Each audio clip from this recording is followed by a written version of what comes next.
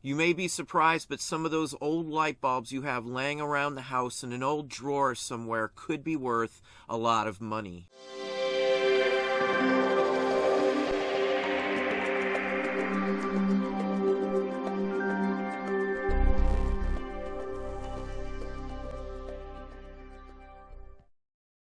Hey, it's Don. Today we're going to look at vintage light bulbs. Old light bulbs you may have laying around your house right this second that could be worth some money. Sometimes they even show up in attics still screwed into a light fixture up there. Attics usually aren't used very often, so the chances of something like that being turned up there are high, as are barns, basements, and garages. Now, light bulbs in general have looked pretty much the same for close to 150 years, so there isn't a huge amount of difference. One section, though, that I always do look for are the little nipples or pointed sections at the top, kind of like a balloon. Those are usually a sign that it's probably hand-blown glass, or that it's at least an earlier type of light bulb. The next best thing is the actual screw-in section. If it's not modern, it doesn't look like a normal one, there could be something to it. One of the next best things to look for are labels, paper labels. Most light bulbs with paper labels could carry some value. And again, these could still be used right now. Your grandmother could have one lighting up the attic now or in the garage or something. If they still work, why would somebody take them out? Large chunks of these types of bulbs still work after 60, 70, 80 years, especially if they weren't used or in an area like an attic that wouldn't have been used very often. This is an early one. It's from 1891. Again, it does look very similar to a modern one. It sold for $530. Now, there are many manufacturers of light bulbs back in the earliest days as well. Names you may not have heard about. Now, obviously, Edison, if you see Edison marked on an early light bulb with the little nipple, with the tip on the top of it like this one here, it's probably worth at least something. You can see the old style of socket that these were found in most of the time. Something you could find in an old house somewhere. They also came in many different colors of glass. This is a fine example, and as you see here, it still works. Pretty good for a 100-year-old light bulb. Now here's a close-up of a Shelby bulb right here. You can see the paper label. It's missing part of it, but it gives you all the information. It's early. It still looks like a modern light bulb again, even though it's basically 100 years old. This one works as well. You can see the filament in the inside there still lighting up. And here's yet another Shelby. This is red glass here, and it works. They have the lights on. If they weren't on, obviously it would light up quite a bit. You can see the nipple or the tip on this one. It does look like very thick glass also. These are fairly heavy. Another sign that it's early is that it is heavy. They usually sell for hundreds of dollars, as you see here. And here's yet another brand, Packard. Now, some of these would have been tied with other industries, such as the automotive industry. Edison did records and all sorts of other things as well. So a large number of companies like Mazda would have made light bulbs for general use like this one here. This one has a label on it also. So you can see here it went for around $100. For the most part, though, it looks just like a modern-day light bulb. Now, they show up still boxed sometimes. Sometimes in an attic, in a drawer somewhere, you may find one that's still in the box. The box adds to the value of them most all of the time. This one says turn down, so I'm not sure if that means the light can be adjusted, but that would be my assumption. This is dated 1901. Now, obviously, you can't talk about light bulbs without at least touching on Christmas.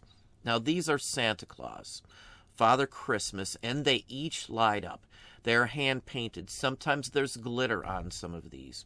Now, these heat up a lot. You wouldn't want to be using these nowadays. You can see the paint's worn off of them as well. These do get hot, as I said, so they're not really up to safety standards, but people still love these sorts of things. Now, here it is actually lit up, and you can see it's kind of almost spooky, like a ghost, to be honest with you. But this lot of 7 of them sold for $1,500. So these figural light bulbs have a huge following, even if they're not going to be used. There are even reproductions of these because they are so popular. Any of the figural light bulbs, as long as they work, will get you some decent money. Now, about 70 years ago, a company called Aerolux came out with a way to put a design inside of a light bulb. The design would light up and it would show advertising or pretty much whatever you want. And you could just go down to a store and buy a little stand with a light bulb and have it at your house. Here's a perfect example and one of the most sought after of these sorts here. This is Ready Kilowatt. He was a power company mascot for decades on end. I think he goes back to the 1920s.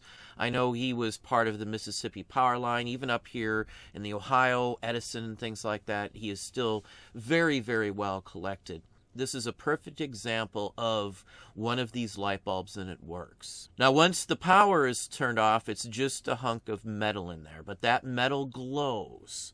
And that's the interesting aspect on it. It's just a normal light bulb. It can screw into a normal stand for the most part. As it heats up, it lights up brighter and brighter. A large number of these still work because they weren't used or on for very many hours. It's a novelty item. So when these turn up, the chances of them working are usually in your behalf, your benefit. This one on its own sold for $350. Now, they also made a companion piece for this that was usually seen in an electric power company payment office or something along that line. It's a full-fledged lamp with his light bulb on the top. There are probably 3 or 4 different versions of this type of light bulb, all with Reedy on it, just in different poses. I've seen a cook, a baker one like this one here with him holding a plug.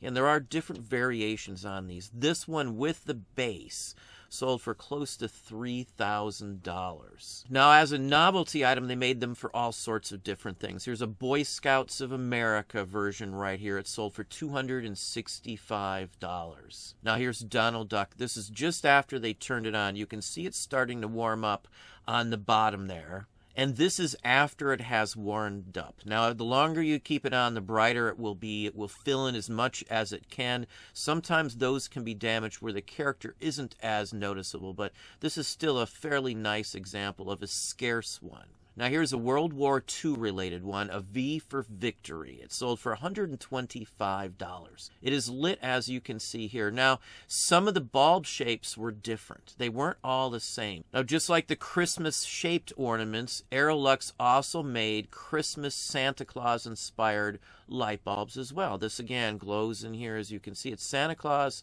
handing a doll to a little girl. There are many different types. I've seen reindeer. I've seen Santa and his sleigh. I've seen just Santa Claus's head. There's some that just say Season's Greetings. There's hundreds of designs of these, in all honesty. There may even be a collector society or a catalog or guide to them also. Now, they made them for many decades. Here's a 50s or 60s version also. This is what it looks like just sitting there. If they didn't want part of it to light up, the bulb is usually coated like you see this one here. Now, here it is glowing. American Legion, the U.S. American Legion with their logo. This might have even been something that the American Legion sold to raise money. It could be a campaign drive piece or something like that. Really nice, still works, always the best if they work. Now, Aerolux covered all sorts of various genres of these. This is Saint Teresa in a shrine, and it's a Christian-inspired one. Something you may have seen in a shrine you acquired from a church or even at your church. This might, again, been something that was sold through donations to the church so they could raise money. Chances are the bottom of this light bulb as well was coated, was painted, so you wouldn't see any of the junk, but it's since been scraped off. These can take a beating and still work. Now, here is a really nice one. This one kind of reminds me of the Flower Power 1960s. It's a very nice looking grouping of flowers, and the metal, when it lights up, turns a specific color. It almost has a neon effect to it. And again, the bulb shape is completely different to contour to the actual work inside of it. This, again, is probably one of the nicest examples of these sorts here. Now, they also made them directly for advertising pieces. This would be something you would see in a bar. The electric malt liquor. That's for Coors. I've seen them for soda and other different types of drinks like this one here. That's something, too, that would turn up at an auction and estate sale, sometimes buried in a barn or a shed or in the attic as well. Doesn't have to have the base of the chorus can. The light bulb itself would be highly collected for what it says. You can see very easily that by looking at the price, $374 for this one here. Now, on a side note, these giant lamps from the 1960s and 70s, mid-mod century era, are highly collected as well. It just looks like a giant light bulb, but inside here is just a small light bulb that lights this up. This falls into the pop art category. It's a swag light as well. It can be hung by a chain. And this one here comes with a stand, a tripod stand that would support it. So you could put it pretty much anywhere and not technically have to hang it from the ceiling. All of these go for a pretty decent amount, $100 or better, even without the stand, because again, they can just be hung from the ceiling by a chain. Now, lastly, one other thing to think about, sometimes those light bulbs you run into may actually be a toy. There are several different toys like this that are battery-powered light bulbs, basically. So inside this is a little battery, I would imagine, and a small light bulb that lights up. So you can pretend you're Uncle Fester, pop this light bulb in your mouth, and it's going to light up. Now, obviously, there might be some safety issues with trying to market something like this now, but back in the 60s when this piece came out, this show was hot. Uncle Fester was hot. Interesting example. This is just a prime boxed version of it here. $385. Now that light bulb could show up just loose in a toy bin or in a drawer somewhere too. So keep that in mind. It may not be a traditional light bulb that you run into. It may be a faux one, a toy one, or something like that. But as you see, it could still carry a very nice value. Well, there we have it. Hopefully that gave you some ideas, some thoughts. If you enjoyed this video, please hit that like button down below. You can also hit the bell icon to be notified if I post new content or go live. Subscribe and tell all your friends.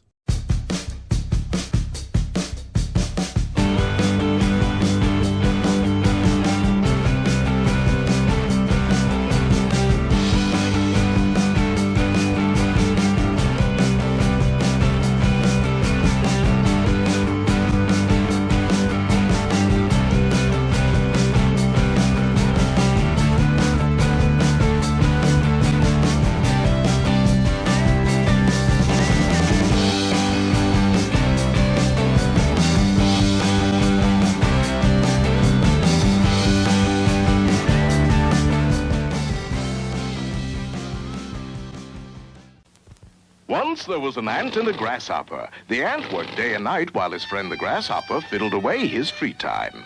Then when the ant left on his winter vacation, was the grasshopper left in the cold? 'Cause the grasshopper was on the payroll savings plan. And by now, all those U.S. savings bonds added up to a big surprise to the ant and a big winter vacation for the grasshopper. Moral, buy U.S. savings bonds and you don't need a rich ant.